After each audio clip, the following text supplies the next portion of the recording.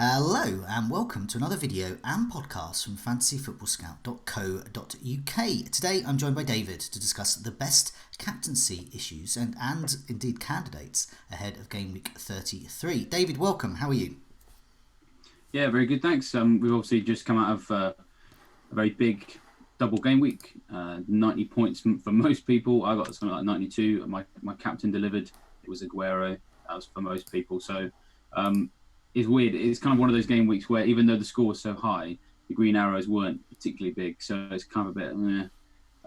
We've got completely the opposite in this particular game week, which I prefer blank game weeks to double game weeks. I think because you've got a bit of an opportunity you have more of an opportunity to capitalize on people who haven't really prepared very well, especially when it comes to captain candidates, because there's a lot of people who we're considering for the captaincy this week who you would not have even considered it even in a small part for the double game week. So definitely a big opportunity this week with the captaincy.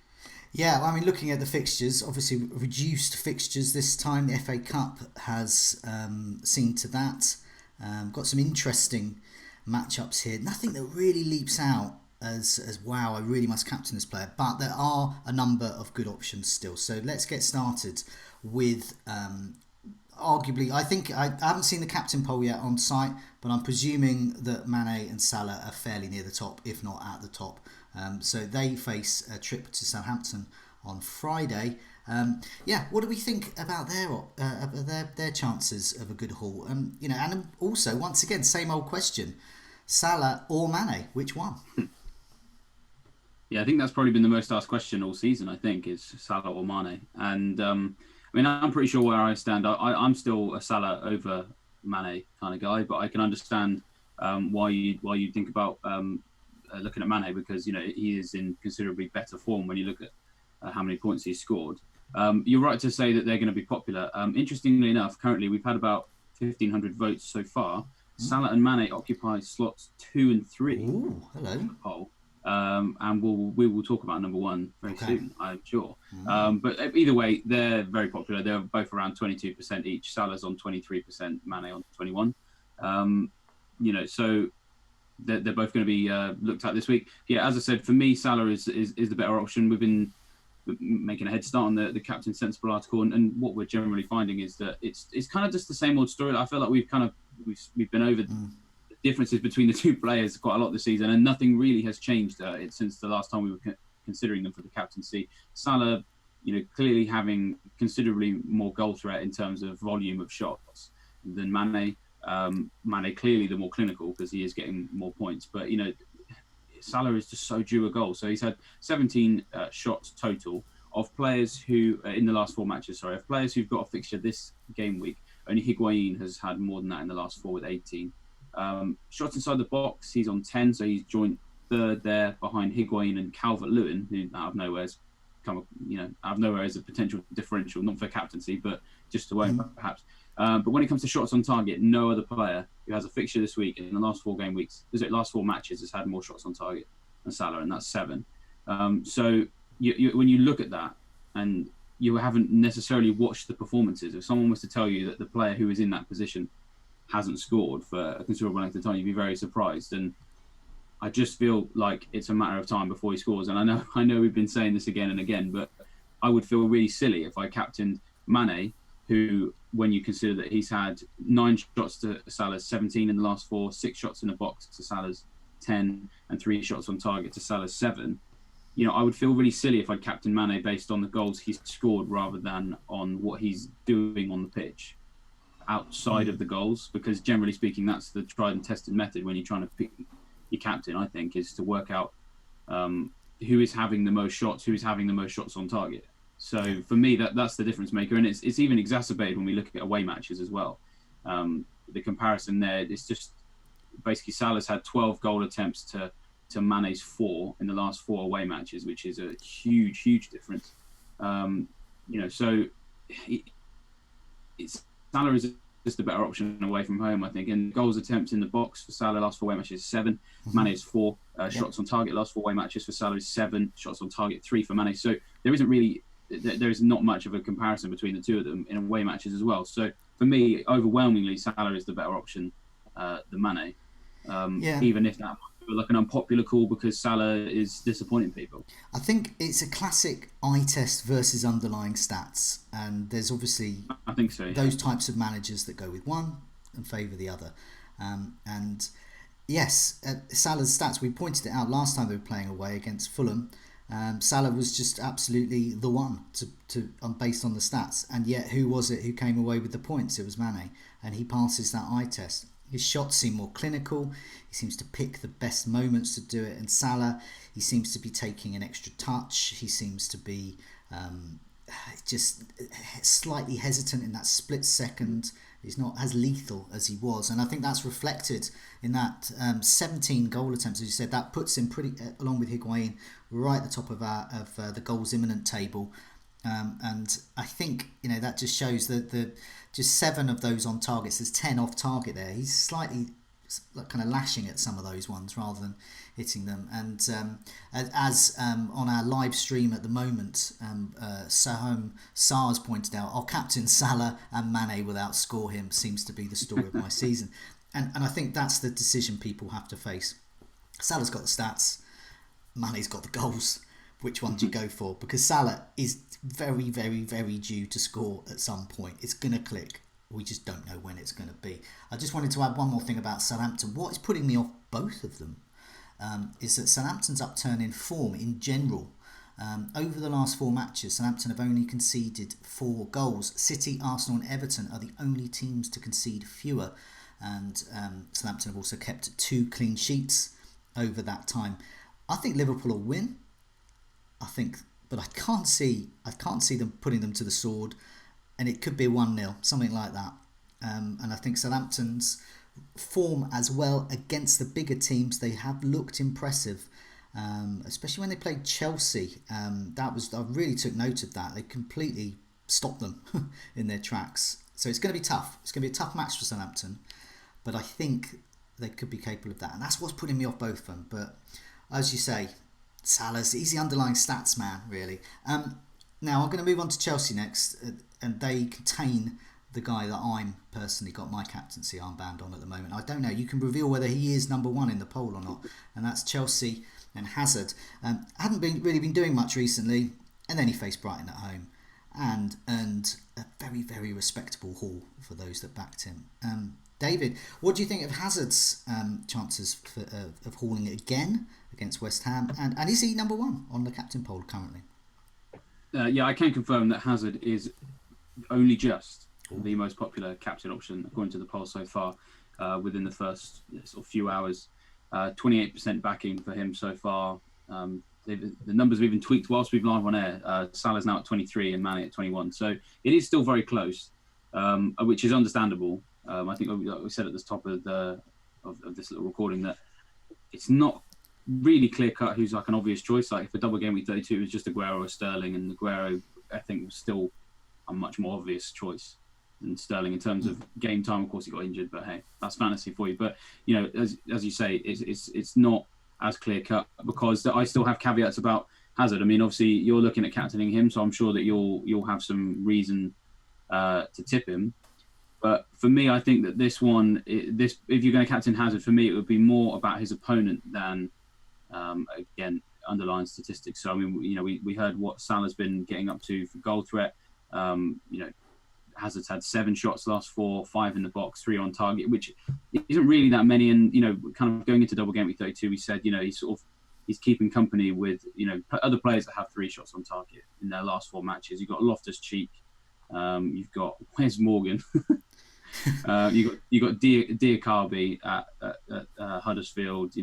Arnautovic.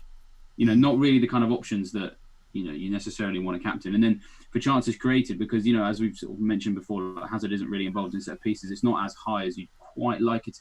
8 chances created, which to be fair is double what Salah's done in that time. So I mean, he does have that over him.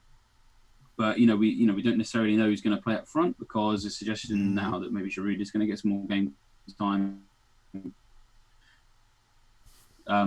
Hazard's this potential doesn't always excite me as much as if he wasn't playing for a team like Liverpool, where there were more clinical finishes around him. But the reason why people are going to look at him, I think, is going to be West Ham because their defence is awful. And over the last 4 matches, they're in the bottom 2 or 3 for shots conceded in the box. Anyone who watched that Everton game, I was just like schoolboy defending in the opening exchanges. And if they play like that away at Chelsea, then there's every chance that Hazard can capitalise on that. The only other thing, of course, is while West Ham's defensive stats are pretty awful, I'm pretty sure the last time that we sat here and we looked at a guy and said, "Oh, he looks really good as a captain option against West Ham," was with Aubameyang. And then because West Ham in the lead up to that particular game week had looked rubbish, and then out of nowhere in a London derby, which actually sometimes they're not bad in, they really turned up. They defended well for the first time I think ever all season, kept a clean sheet, beat Arsenal. Fabianski was on sort of like 9-10 points when everyone had benched him. And of course, the last time that West Ham played Chelsea, they did that to them as well as they did to Arsenal as well. It was a 0-0 draw when we thought that maybe Hazard and the other attacking options at Chelsea were the way to go. So while West Ham do look pretty poor, the fact that they can get up for a London game and the fact that I'm not hugely inspired by Hazard's underlying statistics, it gives me caution there as well. So it's a tough one. I understand why people are looking at him, but it's hard for me to be 100% certain that I would look at him. I mean, I think for me, there's two reasons why I'm looking at Hazard. One is West Ham. They are different now because they're on their holidays. They have packed up. They have given up, and they are just a non-team. They're just a team that show up and other people play them and they beat them, or they might get a draw, and that's it. So they've got nothing to play for at all, and I don't know if they even got pride left anymore. They're just kind of just turning up and getting paid. Hazard, what intrigued me is I'm going to just bet that Giroud starts. And if I see Higuain starting, then I'll be crestfallen as a Hazard captainer. But if I see Giroud starting, I'll be sitting down, pour myself some wine, sit back and listen to the goals pour in. Because I looked at Hazard against Brighton, where Giroud started, and compared it with a per-match average over the previous 4 starts, when, of course, Higuain was playing, and basically what happened is Hazard's expected goal figure, it doubled. His expected assists trebled. Actually, they more than trebled. His bonus point potential trebled. His shots went up from 2 a match to 3, but it was the quality of the shots that was better. He had 2 big chances against Brighton versus absolutely none over the previous 4, and he also took the double number of corners, so that was probably to do with various personnel on or off the pitch as well. So I looked at those things and I just thought, wow, well done those that triple captained or captained Hazard in the double game week gone by. And for me now, as the season running goes in, as you know, I do like the safe captaincy option.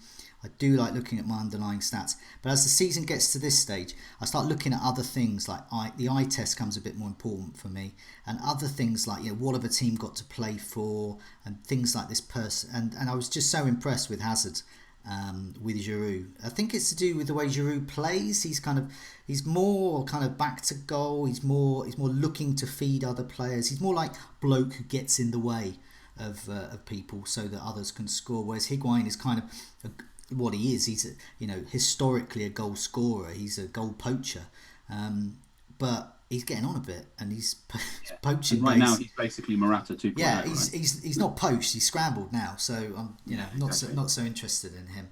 Meanwhile, now a player I don't own is Jamie Vardy, and I think Leicester in general look good this week. I'm a bit fearful. If someone told me they were captaining Jamie Vardy, I would say, well done, good luck. You're probably going to get lots of points. So what do we think about Leicester, who are racking up to an already relegated Huddersfield? Do we think perhaps that Huddersfield will take the shackles off? I don't know if that's even possible for them, but that with the pressure off, they could indeed become a better team. But yeah, what do we think? Jamie Vardy for the armband? Yeah, I think this might be an unpopular opinion. I mean, the poll certainly suggests it is, but I actually think that Vardy is a better captain option this week than Hazard, because I just think that Vardy is a little bit more trustworthy right now.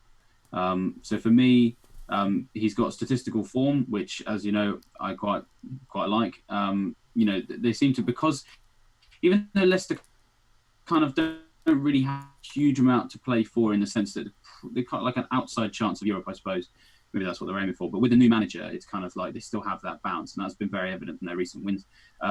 His shot inside the box, as ever, isn't hugely high. But of people who are going to play a game this week, only Salah has more shots on target. So he is still landing shots on target. That is being converted into goals as well, because he is finding the net with nice regularity over that period as well. So his goal conversion rate is still nice and high.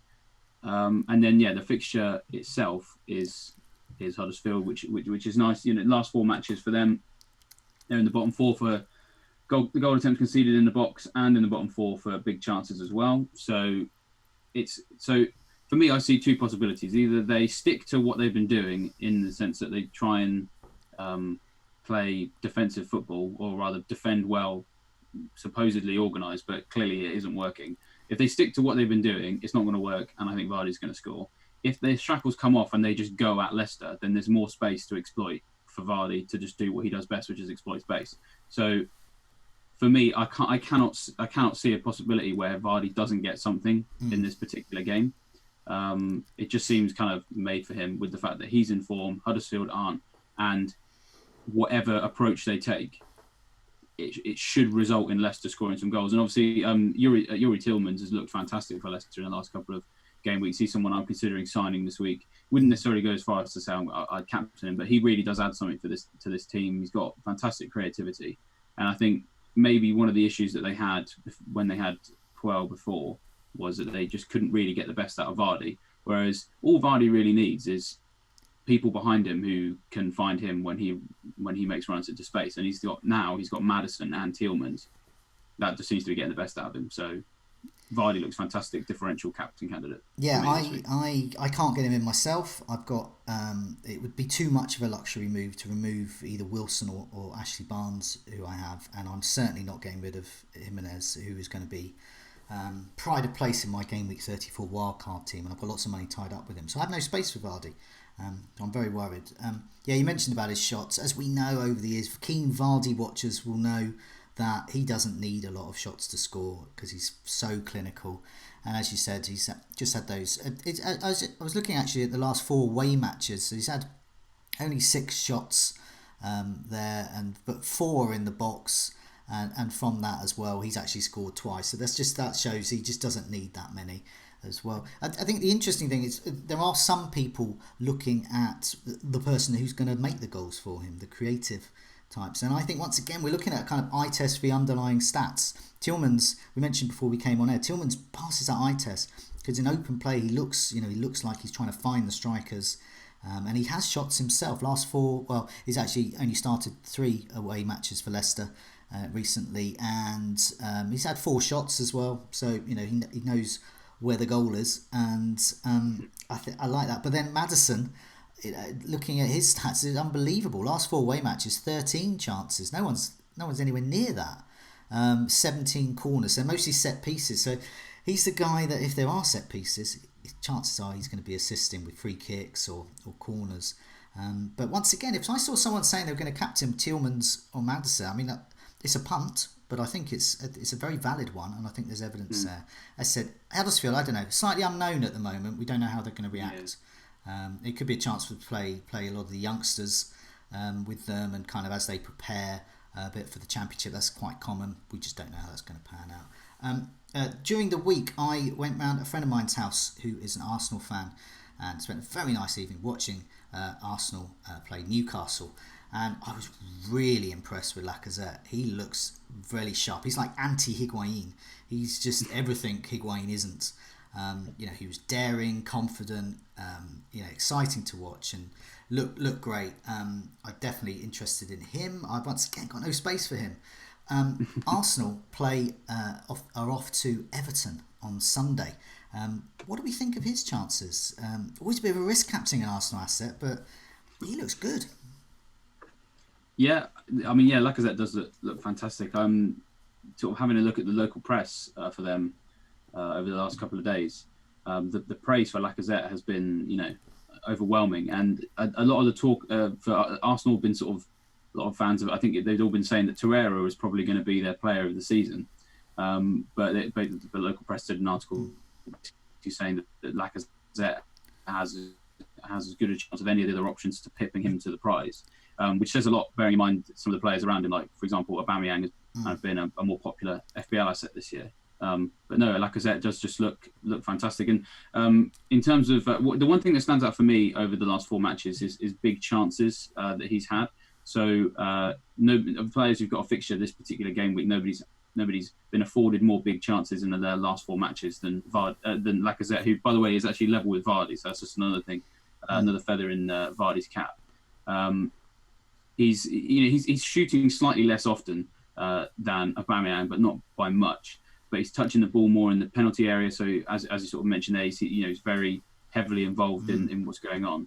And of course, really, when we're talking about who you're going to captain this week, chances are it's going to be a squad that you've got that is probably have been built from a previous game week. Some of you might be free hitting, in which case, if you are, then you might have slightly more money to maybe upgrade to Aubameyang. But in terms of a realistic player to bring in and then captain, Lacazette feels easier. I think price is an important factor here because it's easier to get to Lacazette than it is to Aubameyang. So for me, if you're going to look at that particular fixture, then Lacazette for me is probably the better option. The only thing to say about Everton is it's so hard to working them out defensively is really difficult because I think they've now got 4 clean sheets in their last 5 games. Yeah. I think the one game they didn't keep a clean sheet in was the Newcastle game, which was they had a bit of a debacle there. They were 2-0 up and they let it slip.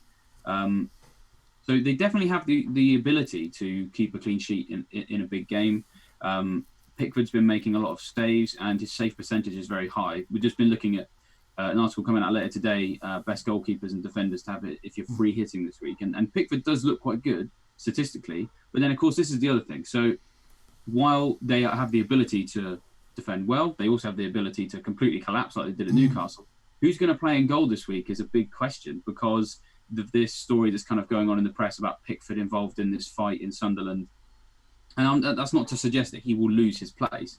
But if he were to, he's been having meetings with the manager and with club officials. We don't know which officials those are, but I'd imagine they're fairly high up because he's a high-profile guy. He's the England #1 goalkeeper now as well. So it makes total sense that there's investigation going into that event. And obviously, I can't say what happened.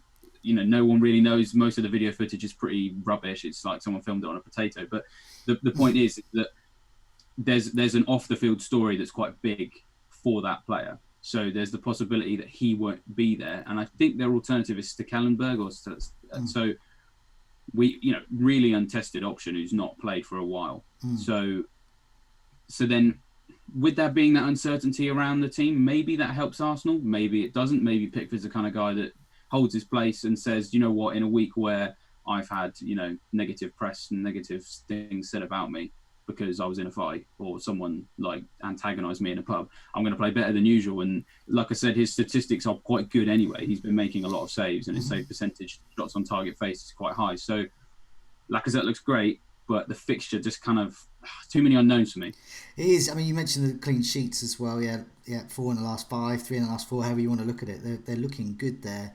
And as I said, at this stage of the season, we start looking at other things. And one of them is what teams have got to play for as well. Everton really haven't got much to play for. Arsenal do. They can get in the top 4. Didn't think that a few weeks ago. So I think they have to put out strong teams. They have to really go for it. They haven't been as good away from home as they are at home, but they can score away. It's the clean sheets. So I wouldn't be backing an Arsenal defender this game week. And Sigurdsson and Richarlison are actually, I wouldn't go as far as captaincy, but they are perhaps good shots in players to either get in or make sure that you're fielding. Well, Calvert-Lewin looks good as well. Calvert-Lewin as well, yes, he is really good actually. And if it was a bit earlier in the season and Everton had, say, double game weeks coming up, he'd be a player I would consider. But with all the double game weeks and other teams with much better fixtures, he's not someone I'm going. But yeah, as a one-off punt, I think that could be an option there. People would not be getting him in. And you bring in a really good point there about the strategy of Game Week 31 and Game Week 33. Lacazette's not going to be in a lot of those that stocked up on Game Week 31 and 33.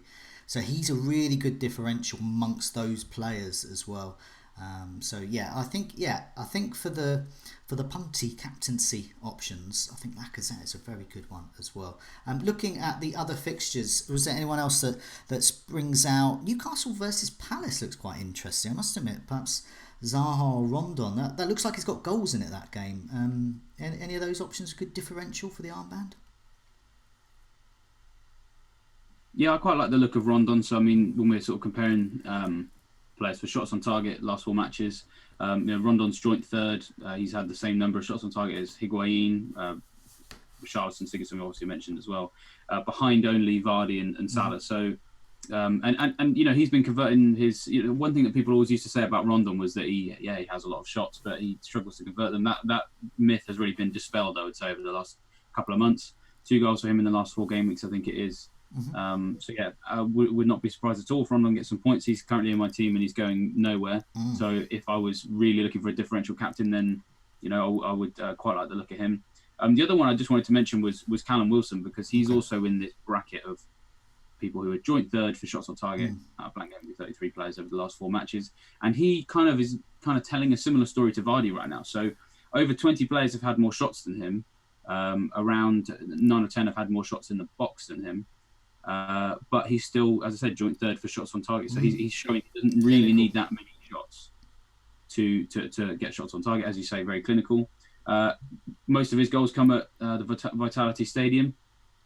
Suggestions of Burnley having sort of improved defensively, I think that's another myth that's kind of really been dispelled over the last couple of weeks. I can't see them keeping a clean sheet there.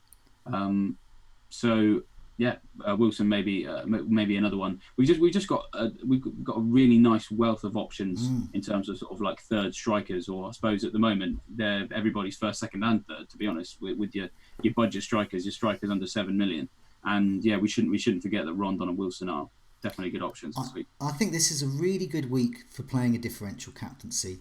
I think as the poll has shown, the front runners are Hazard, they are Salah, Mane, and also Vardy as well. They're going to be the popular ones, quite rightly so. But then there's all these other players as well, and I mean, definitely someone like Rondon as well. I think this is a good week to take a punt, and also, I think a key theme for this episode, unlike other ones, is I think that eye test is really coming into a bit more and kind of paying attention to what's happening with teams, who they've got to play for. You mentioned the controversy around Pickford as well, and there's various other things going on. Manchester United aren't playing this week as well, but Pogba's links with a Zidane-led Real Madrid, for example, obviously Hazard's links with a Zidane-led Real Madrid indeed as well. All of these things are going on, so it's really important that you keep up to date with the news as well. And obviously, Fantasy Football Scouts Twitter feeds. We do our best. We keep up to date with everything that we can there. So, but for now, David, thanks so much for that. Giving me a few ideas. I'm still on Hazard, but I can be persuaded elsewhere. But for now, good luck with the game week. Cheers, thanks, and to you as well.